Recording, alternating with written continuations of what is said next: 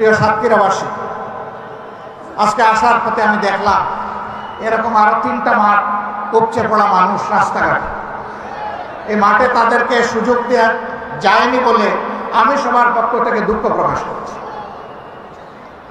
আল্লাহ তাআলার আসমান অসীম, জমিন সসীম।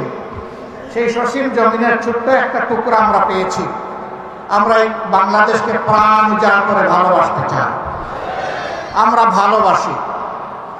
এই জন্য আমাদের কোনো দাদা, মামা, খালু, ফুফির বাড়ি নাই। এটি আমাদের আউয়াল ঠিকানা, দুনিয়ায় এটি আমাদের আখের ঠিকানা। আমাদের উপর জুলুম করা হয়েছে, আমরা দেশ ছেড়ে কোথাও পালিয়ে যাই। দেশকে যারা ভালোবাসে তারা দেশ ছেড়ে পালিয়ে যেতে পারে না। দেশের প্রতি যাদের দায়বোধ নাই তারা যে কোনো সময় দেশকে খোদা হাফিজ বলতে পারে। আমরা বলবো না। আমরা আমাদের আল্লাহর কাছে আমরা খুবই বিনীত, কৃতজ্ঞ।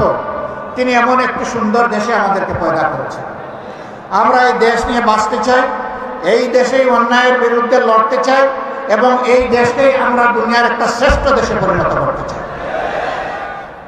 এই সংগ্রামের দায়িত্ব আপনাদেরকে নিতে হবে।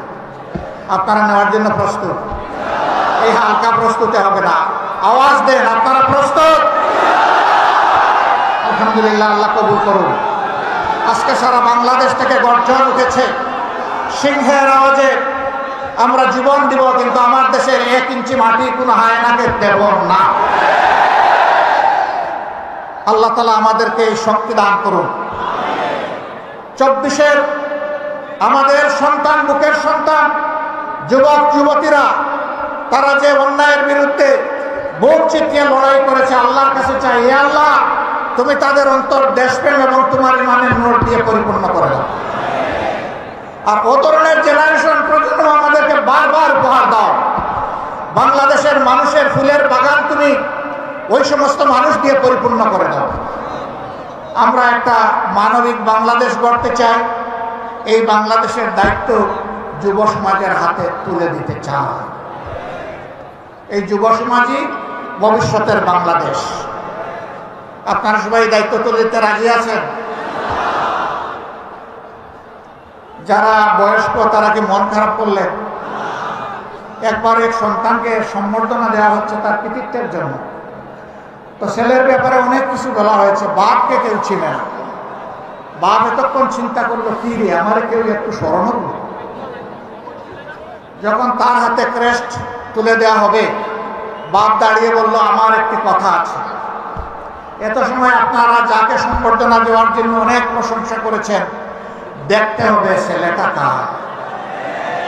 আলহামদুলিল্লাহ, এক কথায় সব কিছু বুকের ভিতরে এসে গেছে। বুকের ছেলে যেমন বুকে থাকে, বুকের ছেলের কৃতিত্ব তেমন বাবার বুকে চলে আসে। কাজেই আমরা আমাদের সন্তানদের নিয়ে গর্বিত। আলহামদুলিল্লাহ, এমন সন্তান আল্লাহ আমাদেরকে দান করেছেন বলে আমরা আল্লাহ শুকরিয়া আদায় করি। সেই বাংলাদেশে আমরা চাচ্ছি।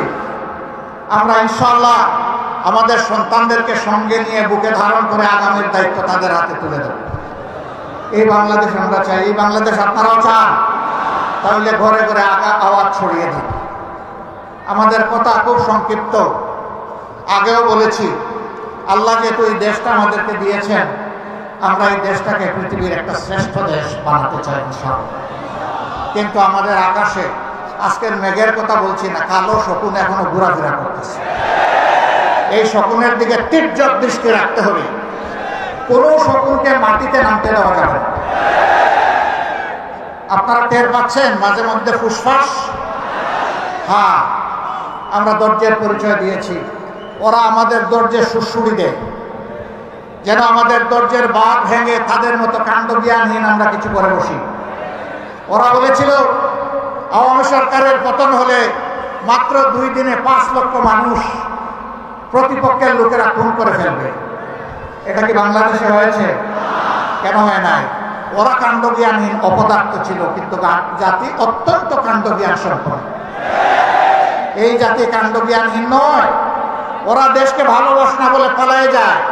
এই জাতি দেশকে ভালোবাসে বলেই ওগুলা করতে দেয়নি। অতএব আমাদের ধৈর্যের আর পরীক্ষা নিয়ে কোনো লাভ নাই। আল্লাহর পক্ষ থেকে এই জাতি ধৈর্যের পরীক্ষায় উত্তীর্ণ হয়ে গিয়েছে আলহামদুলিল্লাহ। এই ধৈর্য আমাদেরকে অব্যাহত রাখতে হবে। যে যেদিক থেকেই আমাদেরকে উস্কানি দেব, কারো পাতা ফাঁদে আমরা পা দিব না ইনশাআল্লাহ। ধৈর্যের সাথে সকল পরিস্থিতি আল্লাহর উপর ভরসা করে আমরা মোকাবেলা করব। আজকে আপনাদের সামনে এসে এই ঈদগায় দাঁড়িয়ে দুটি কথা বলার সুযোগ যে মহান মাবুদ আমাকে দান করলেন, আমি সেই মহান মাবুদের দরবারে শুকরিয়া আদায় করছি।